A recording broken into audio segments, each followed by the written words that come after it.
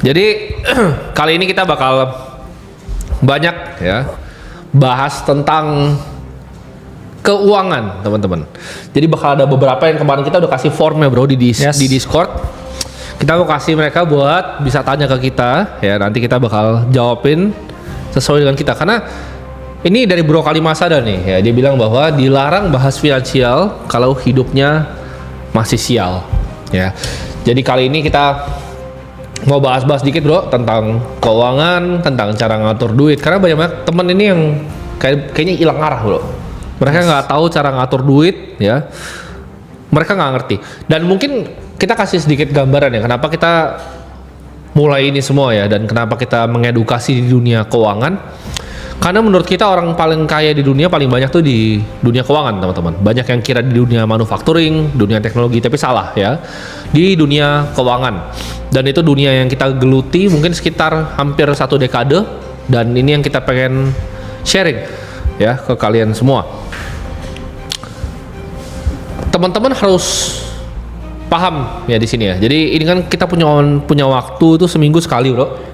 Jadi kita akan manfaatin semaksimal mungkin dalam sekali seminggu kita ini untuk teman-teman bisa tanya. Jadi kalau kalian dapat sini, nanti gue bakal minta operator di belakang buat ini bro kasih waktu. Jadi kalau kalian bisa chat, itu kalian bisa chat nextnya tuh 5 menit lagi. Jadi jangan kayak ngomong kayak hadir gitu loh, es teh jumbo gitu. Lu coba tanya sesuatu ya yang bermanfaat, yang bisa mengubah hidup lu, karena sayang ya lu pakai waktu dan cuma untuk hal-hal yang nggak jelas. Nah kita mungkin mulai dari gimana sih bro cara sebenarnya orang itu fundamental yang ngatur uang tuh gimana biar mereka bisa melek nih. Step satunya apa sih kalau dalam ngatur uang itu? Nah sebenarnya ada data yang menarik dari riset OJK bro. Iya. Disebutkan bahwa 51% warga di Indonesia, ini risetnya tahun 2022 ya. Iya. 51% warga Indonesia itu tidak memahami literasi keuangan. Artinya ada suatu fundamental yang kita ngomong ya sedikit bermasalah dengan masyarakat kita. Ya. Bahwa orang ini punya ini ya keinginan untuk kaya.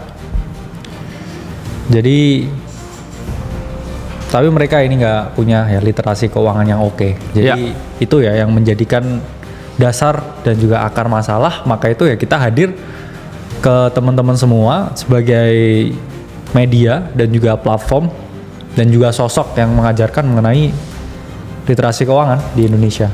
Iya. Jadi teman-teman kita di sini pengen ngajarin kalian. Banyak yang bilang oh ini cuma sekedar buat investasi atau cara cepat kaya. Kita paling nggak suka ya dibilang kita itu ngajarin untuk kalian cepat kaya ya. Nggak ada yang pernah bilang ke kalian bahwa kalian tuh bisa lakuin apa yang kita lakuin. Cuman kalian kalau dengerin kita, gue yakin ya sedikit demi sedikit hidup lo itu pasti berubah. Gimana menurut lo orang yang dia aja pendapatan sama pengeluaran tuh masih belum jelas loh? Bener. Dia nggak tahu maksudnya itu pendapatan nggak jelas. Bukan jumlahnya jadi nggak tahu. Benar. Jadi memang karena beliau ini satu ya dia memiliki mindset bahwa 80-90% uang itu untuk investasi, berharap uangnya double dalam waktu cepat, tapi dia tidak memiliki yang dana darurat. Betul. Untuk kita ngomongin budgeting keuangan bulanan itu ada banyak sekali strategi bro. Sebenarnya 50-30 ya 20% untuk investasi, 30% untuk keinginan, 50% untuk kebutuhan. Tapi kita bisa skip ya jadi frugal living, dan juga kita mungkin pay yourself first ya. Jadi semua yang harus dibayar dulu lah. Misalkan ada tanggungan ya, tadi nggak dijelasin tinggalnya tuh di mana. Iya. Jadi misalkan dia harus bayar biaya sewa, biaya belanja makan atau orang tua dulu. Nah baru sisanya kalau ada duit sisa itu nggak masalah kita investasikan ke instrumen investasi apapun. Betul. Jadi harus tetap punya dana darurat ya. Tapi itu tadi nggak ada dana darurat jadi ya berat. Itu kayaknya sebelum kan itu ada tangga bro. Kan gue tuh jadi ini tangga yang gue bikin ya teman-teman dari 2020 ya. Ini gue harus train makanya dicontek sama influencer bro. Jadi tangga yang gue bikin ini ya sebenarnya ada sebelum tangganya bro kan. Bener. Yaitu budgeting. Lu bayangin nggak? Gue tanya bro kakak tahu nggak? Kalau dia mungkin sekarang pengeluarannya dia nggak tahu, tapi income-nya dia pasti tahu. Pasti tahu. Kalau pengeluaran orang kayak kita ini nggak balik lagi, jangan disamain nih. Bener. Karena orang kayak kita itu sudah tidak ada bracket pengeluaran. Dan orang kayak kita antara kebutuhan dan juga keinginan tuh udah tipis Jauh. garisnya ya. Iya. Jadi ya itulah mengapa ya kalau kita ngomong nggak sampai 5% bahkan dari income kita, kayak uang yang kita keluarin setiap bulannya. Gak nyampe 1% kayaknya bro. Iya, jadi itulah mengapa teman-teman sangat penting, sangat perlu untuk mengelola uangnya. Dan sandwich generation itu memang suatu situasi, suatu kondisi yang mana lumrah di negara-negara Asia bro. Ya. Karena satu ya, bonding antara kita dengan keluarga, kalau kita orang Asia, itu sangat dekat sekali. Negara timur gak sih tempatnya ya? Dan data di Indonesia menunjukkan bro, dari 10 orang, itu 7 orang itu masih membiayai orang tuanya. Baru 3 yang enggak. Mungkin 3 itu anaknya orang kaya, jadi nggak perlu dibiayain. Tapi 7 dari 10 orang, ini mereka membiayai orang tuanya. Dan nggak bisa terputus karena orang tuanya juga tidak bekerja. Ya. Jadi memang kondisi seperti Najib ini memang cukup sulit. Tapi Najib ini harus memiliki suatu mindset yang realistis ya. Mungkin dikurangi dulu. Saya setuju dengan porsi Bitcoinnya. Dia bukan dikurangin, punya dihilangin. 12 juta ya, tapi dia nggak punya dana yang darurat. Bahkan saya ngomongnya kalau Bro Timothy 10 juta minimal. Tapi kalau kita ngomong sebenarnya 6 bulan dia hidup kan. Sebenarnya gini, itu kan kita step by step ya. Yes. Kalau 10 juta itu step awal biar ada. Bener, ada nafas Lu kan. lu gila loh. Lu ada 12 juta di Bitcoin terus lu nggak ada 10 juta di bank tuh, itu Insane. Yes. Ya. Jadi teman-teman harus tahu bahwa step 1 adalah budgeting. Budgeting itu seperti apa? Simple. Kan gue pernah ngajarin. Nah, makanya jangan cuma nonton satu video gue terus lu simple. Ini kan video investasi yang gue bahas. Ya. Dan itu yang gue bahas adalah apa yang gue lakukan. Lu jangan samain 80% gue sama 20% lu. Gue dapat income tuh ratusan juta per bulan waktu itu, ya. Jadi gue save 80, itu gue masih bisa hidup dengan 20 juta. Ini banyak yang salah kaprah bro sini. Mereka nggak ngerti budgeting. Jadi budgeting itu apa? Lu catat dulu, ya. Pendapatan lu tuh berapa? Pendapatan tuh beda sama gaji, teman-teman. Ya, ada yang gaji ada punya side hustle kan? Yes. Nah, tadi misalnya Najib pendapatannya 20 juta, tulis. Dia aja nggak bisa tahu berapa pendapatan, bayangin nggak bro? Ya mungkin kadang dia ini ya di stasiun Jepang ngamen kadang. Nah makanya selesai kerja lu gitu Najib jangan sembarang Najib ya. Jadi ngamen gitu dulu mungkin ya. Ini yang ngawur nih. Nanti ketika lu finansial hidupnya bermasalah, baru lu ntar koar-koar ke orang. Karena ini secara fundamental nih salah Najib ya. Jadi ketika lu punya pendapatan, pengeluaran itu dicatat. Lu aja nggak tahu tadi, lu nggak bisa jawab secara jelas. Gue ketika income gue 20 juta bro, dulu masih SMA SMP ya. Gue tuh udah pencatatan jelas loh waktu itu. Kalau gue tuh baru nggak ada pencatatan tuh setelah mungkin lewat dari 100 miliar kali ya. Jadi itu gue nggak ada pencatatan pengeluaran tuh setelah 100 miliar. Tapi sebelum 100 miliar itu gue banyak pencatatan bro.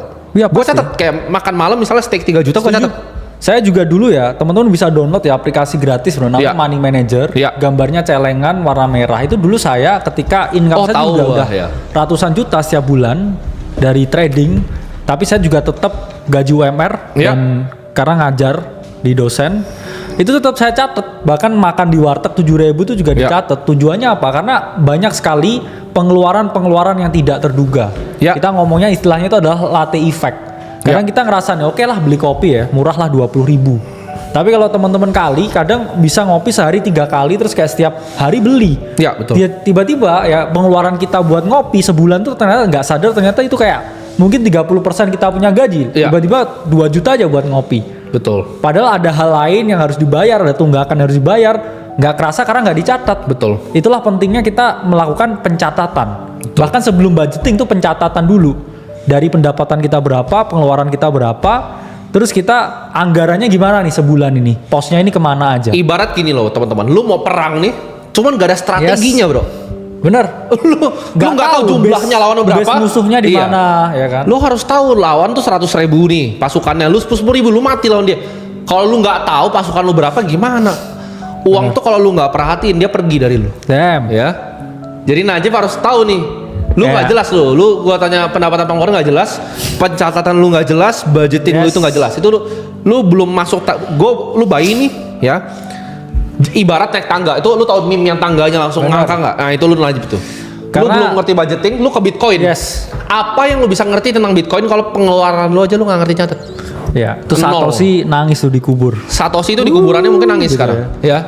Jadi 0 yang lu bisa tahu tentang Bitcoin itu kalau lu nggak punya 10 juta di rekening. Gini teman-teman, konsepnya adalah kita defense dulu. Sebelum perang, defense dulu, jaga dulu. Yes. Lu mau main bola, nggak ada goalkeeper gimana? Gimana bro? Ya, Gimana caranya tuh? Saya bilang gini bro, uang itu seperti perempuan. Kalau nggak pernah diperhatikan, dia akan meninggalkan. Betul. Ya? Tapi kalau terlalu diperhatikan juga, ya dia juga nggak bisa berkembang juga. Betul. Jadi harus ini bro, Balance. tarik ulur Ya. dengan uang. Betul. Ya. Betul, Kalau gua kita setuju. misalkan terlalu hemat juga atau terlalu boros spektrumnya, itu nggak akan memberikan kita significant gain ya Iya, bagi betul. manusia. Orang yang terlalu boros itu juga bahaya sebenarnya. Iya, betul. Karena misalkan dia mau oke lah saya mau beli buku enggak ah. Padahal buku itu mungkin bisa membuka dia punya pengetahuan sehingga bisa dia dapetin uang yang lebih banyak Betul. lagi. Tapi kalau terlalu boros ya latte effect, beli kopi ya 80.000 gitu. Ya, mungkin bahaya. Bahaya dia. Nah, jadi teman-teman ini mungkin gue jelasin dulu tangganya. Jadi belum selesai soal tangganya yang kemana Najib ya. Gue selesai. Yes. Yang pertama tuh nabung 10 juta dulu, bro. Ya. Ya. Nabung 10 juta dulu. 2, lunasin hutang-hutang kecil kecuali KPR. Gue kasih pengecualian nih KPR. Kalau udah terlanjur kena jeratan, kecuali lu Alfian kerja sini lunas, enak kan? Iya. Nah, Ya, kecuali kerja lu di sini Alfian. nih, mau lunas ini Kalau- dilarang riba harus tulisannya. Iya, kalau di sini dilarang riba soalnya. Jadi lu harus lunasin riba yang kecil. Contohnya apa? Kartu kredit, bro. Yes. Kartu kredit, utang-utang sama orang itu beresin. Iya. Ya, itu lu kayak tangan lu pegang bara gitu, panas. Jangan ngutang buat mobil. KKB bahkan boleh dilunasin dulu. Ya. Tapi kalau KPR memang agak sulit kan bro, nggak semua orang punya income. Jadi kecuali KPR, lunasin semuanya dulu utang. Itu nomor 2. Nomor 3, jadi hutang itu di atas bahkan dana darurat teman-teman. Ini jangan salah nih. Orang ada yang Setuju. ngajarin dana darurat dulu baru utang. Salah itu. Ya, salah. Hutang dulu kecuali KPR karena besar sekali. Yes. Mungkin mereka nggak bisa selesaiin. Karena gini bro, hutang kartu kredit atau hutang yang lain-lain itu ada 33% setahun. Ya. Jawabannya investasi itu sulit sekali 33% setahun. Pasti. Jadi lu Kamu pasti kalah. Ngalahin ribanya nggak bisa. Benar, lu Gimana? ngalahin riba aja nggak bisa. Iya. Kita nih disuruh balapan sama riba 33%, ampun bos gitu. Iya. Ampun. Daripada riba mending ke rimba ya. Iya, jangan ya. Riba. 2, berantas pokoknya ya. Yes. Karena selama lu masih pakai riba, lu budaknya orang yang ribain itu. Karena hutang, misalnya gua hutang sama Bro Kakak. Ya. Hutang gua itu adalah asetnya dia, makanya namanya obligasi kan. Yes. Hutang gua itu adalah asetnya orang lain gitu. Jadi jangan jadi budaknya orang lain. Kalau gua berhutang sama Bro Kakak nih, Bro Kakak utang nih. Udah gua jadi budak dia. Iya. Tapi Budak ini itu. ada komen lucu dari Mamih Dia Story. Ibu rumah tangga dana daruratnya suami, bro. Ya boleh kalau suami lu ada dana darurat ya Iya. wes. Ya kan kita Kalau ngomong buat suami Najib yang tadi. bisa diandelin. Iya, kalau bisa suami Iya. bisa diandelin. Nah, 3 ya, simpen 3-6 bulan. Tapi gue lebih setuju yang Bro Kakak. Apa itu? Kenapa? Karena waktu itu Ray Dalio, gue pernah beli kelasnya bro. Gue pernah beli kelasnya Ray Dalio. Tapi bang, Nah, kan mereka bilang nggak ada kelas. Ray Dalio punya kelas. Nah, bingung kan lu cari di mana? Tapi, Gue beli Bang, kelasnya. iya. Nah, di kelasnya Ray Dalio dia ngajarinnya gini. Kalau dana darurat, dia bilangnya bukan cuma dana darurat sih. Kalau dia agak ekstrim. Jadi satu itu dia bahkan mintanya tahunan. yes. Karena mungkin traumanya dia ya. Dia pernah bangkrut. Dia bilangnya tahunan. Tapi tahunan itu bro, misalnya kayak 5 tahun ya menurut dia. Itu masih dikali. Kenapa? Karena ekspektasi ini digerus sama inflasi.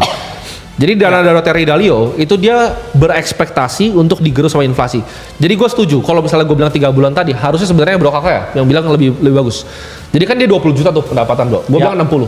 Itu harusnya 120 plus 10 yang tadi. Harusnya 130 juta dulu di rekening. benar. Ya. Sama nih karyawan gue juga dari dulu gue ajarin sama bro. Gue kemarin anak-anak Clipper kan baru masuk. Gue bilang, ada yang udah nanya, investasi apa bang? Lu punya 100 juta nggak di rekening lu? Enggak, ya udah diem lu aja. Ya, tangga nomor 3, dana darurat ya. Tangga nomor 4, minimal 20%. Kalau gue agak keras, biasa ada yang bilang 10 enggak, gue minimal 20 investasi ya. Jadi, nah investasi ini kan menyerang. Setelah lu udah punya basisnya tadi 130 juta, oke saatnya nih nyerang. Nah nyerang ini ada 2 teman-teman ya. Nyerang itu ini konsep finansial, ini gua akan coba jelaskan dengan bahasa yang masih bisa masuk ke otak kalian ya. Ada 2 konsep dalam nyerang dalam investasi, ada beta sama ada alpha. Beta itu adalah market. Contohnya, lu investasi di saham Indonesia, IHSG itu adalah beta. Ya. Jadi kalau lu nggak mau pusing-pusing, itu lu ambil yang beta nih. Jadi lu dapat semua return market ya. Contohnya di Amerika tuh SPX. Yes. Jadi S&P 500. S&P 500. Lu jadi langsung beli 500 perusahaan terbesar, lu IHSG langsung beli sesuai dengan bobot masing-masing saham di IHSG. Bisa nggak? Bisa. Ya, lu nggak bisa direct ke IHSG, tapi banyak ya produk-produk seperti misalnya reksadana yang Serika Hati atau misalnya Pevindo iGrade itu yang indeks. Nah, itu beta. Tapi kalau misalnya let's say S&P 500 nih, Bro Kakak misalnya lihat oh ini top nih, dia jual terus bottom dia beli. Dalam S&P yang sama itu udah alpha. Yes. Itu udah strategi yang beda lagi tuh. Karena memerlukan market timing Betul. dan market positioning. Asetnya sama nih S&P, lu cuman buy and hold DCA, sama Bro Kakak dibilang oh ini sini jual, sini beli. Bro Kakak tuh bisa dapat lebih tinggi dari S&P. Itu namanya alpha. Iya. Di saat ada keputusan bro, gue bilangnya keputusan. Jadi bisa bedain beta sama alpha nih keputusan. Ya. Ketika contoh, lu mau beli kripto, lu beli Bitcoin itu beta teman-teman. Itu beta. Yes. Tapi di dunia ini, ya itu nggak masuk beta sebenarnya, karena alternatif aset. Dan sangat volatil dibandingkan aset kelas yang lain. Yes, tapi di dalam aset kripto itu adalah betanya Bitcoin. Lu kalau mau beli dan jual Bitcoin, itu lu udah alpha tuh, udah beda. Setuju. Ya, ini konsep yang mungkin kalian belajar nih kalau kuliah nih harus selesai finance mungkin sampai S2, tapi gue jelasin di sini gampang banget. Beta sama alpha. Nah, alpha ini bakat, bro. Jadi alpha ini bakat, ya. Alpha ini bukan sesuatu yang ibaratnya lu bisa cuman pelajarin. Ini natural talent, ini skill yang diasah selama dekade, ini sulit, bro. Bahkan Dalio pun bilang bahwa alpha ini sulit didapat. Kalau Dalio bilangnya ini lebih sulit dibanding apapun di Olympics digabungin jadi satu. Ya. Jadi misal lu jadi pemain basket nomor 1, lu jadi boxer nomor 1, lu jadi perenang nomor 1, ini lebih sulit dari semuanya digabungin. Kenapa? Karena ini gamenya uang, bro. Yes. Semua orang di dunia ini mau alpha. Jadi yang nanya, banyak yang bingung bro, akademi kripto itu apa? Akademi kripto itu Bro Kakak dan kita, gua yang kita kerjakan di sini, kita ngajarin caranya mendapatkan alpha. Yes. Tapi balik lagi, itu nggak semua orang bisa. Investasi itu harus, paham nggak? Setuju. Investasi itu harus, tapi nggak semua orang harus alpha.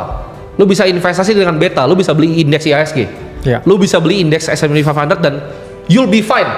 Lu Yes. akan lebih bagus dibanding orang-orang rata-rata. 100%. 100%. Karena gini, lu tau gak dengan $100 per bulan ya, lu invest bro, kita cari growth fund yang sederhana lah, Iya. 11%, 11,5%, itu lu bisa dapat $1,5 juta dalam waktu 30 tahun. Itu namanya bunga majemuk teman-teman, compounding interest. Jadi lu harus investasi, tapi lu nggak harus jadi profesional investor. Nah jadi banyak yang bingung nih, apa sih yang kita lakukan di sini dan di Akademi Kripto? Akademi Kripto itu untuk kalian belajar jadi profesional investor. Setuju. Untuk nyari alpha. Karena banyak yang akhirnya belajar sama kita tuh kerja di exchange kayak Indodax, di toko kripto juga ada. Bahkan fund-fund luar ya, tapi kan kita nggak bisa sebut ya. Ada yang berhasil lulusan dari kita itu kerja di fund-fund luar dan kebanyakan ya jadi influencer kesayangan kalian. Bisa dilihat di testimoni kita. Bisa lihat di testimoni kita gitu. Itu ada di Discord kita testimoni. Nah, dan soalnya banyak yang bilang, tapi ini kan investasi atau apa? Investasi itu dibagi dua dulu, teman-teman, ya. Jadi ini masih poin nomor 4 nih. Investasi dibagi dua. Alpha dan beta. Lu adalah orang yang yakin mau main Olympics, lu mau jadi professional investor kayak kita atau tidak? Misalnya Alfian nih, Alfian bilang, "Oke, gue mau beli saham nih." Terus dia mau bilang, "Oh, kayaknya BRI bakal outperform BCA," gue pukul dia pasti. Ya. Gue pasti bilang, "Alfian, lu beli indeks gitu." That's it, that's all. Kayak Pierre nih, ya kan? Dia mau coba misalnya di kripto tuh dia mau beli yang lain selain Bitcoin, pasti gue pukul dia. Benar. Kenapa? Karena itu adalah betanya market kripto. Gitu, ya. Makanya ada konsep namanya higher beta. Jadi kalau misalnya orang beli misalnya Sui, Solana, itu masuk ke higher beta. Tapi itu lu udah masuk kategori professional investor yang harus full time, bro.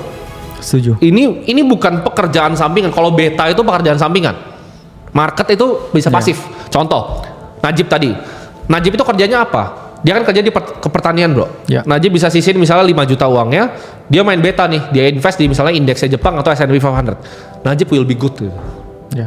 Lu tabung dulu 130 juta Najib, lu beli indeks, lu beli Bitcoin indeks, misal bagi dua lu barbel lah, 50% S&P, 50 Bitcoin, silahkan. Itu ntar lu jadi miliarder, Najib.